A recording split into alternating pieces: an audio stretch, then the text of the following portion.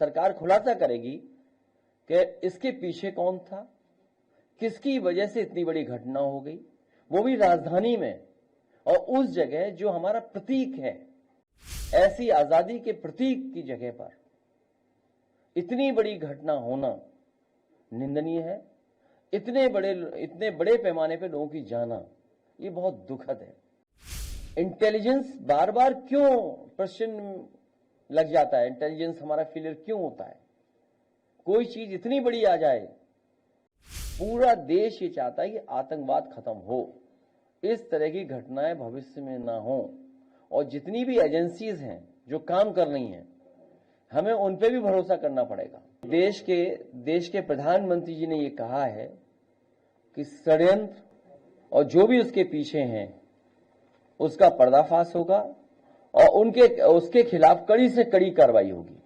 तो जब देश के प्रधानमंत्री जी ने बोल दिया है तो हमें पूरा भरोसा है कि प्रधानमंत्री जी वो खुलासा करेंगे, सरकार खुलासा करेगी कि इसके पीछे कौन था, किसकी वजह से इतनी बड़ी घटना हो गई, वो भी राजधानी में और उस जगह जो हमारा प्रतीक है, जहां से हम आजादी के और हमारे देश के प्रधानमंत्री होकर के देश को संदेश देते हैं।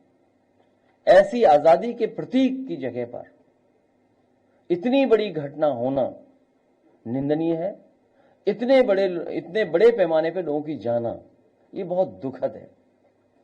जहां खुलासा हो और षड्यंत्रकारी पकड़े जाएं, इसके पीछे कौन था, और इंटेलिजेंस बार बार क्यों प्रश्न लग जाता है, इंटेलिजेंस हमारा फेलियर क्यों होता है? कोई चीज इतनी बड़ी आ जाए,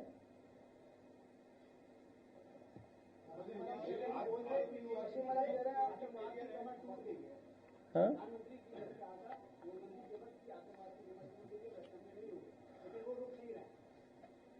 ऑन ए लाइटर नोट, सोना इकट्ठा हो रहा है आजकल, तो सोना कब बंद होगा?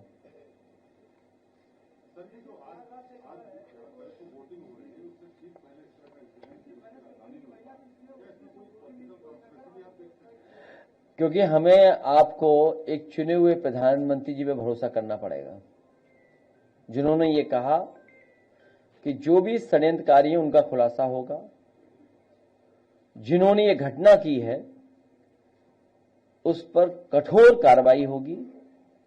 पूरा देश ये चाहता है कि आतंकवाद खत्म हो, इस तरह की घटनाएं भविष्य में ना हो। और जितनी भी एजेंसीज हैं जो काम कर रही हैं, हमें उन पे भी भरोसा करना पड़ेगा। वहीं हमें ये भी सोचना होगा कि आखिरकार फेलियर कहां है जो ऐसी घटनाएं हो रही हैं, किसकी वजह से घटनाएं हो रही हैं। जब लगातार सरकार एक ही चल रही है, एक ही पार्टी की सरकार चल रही है,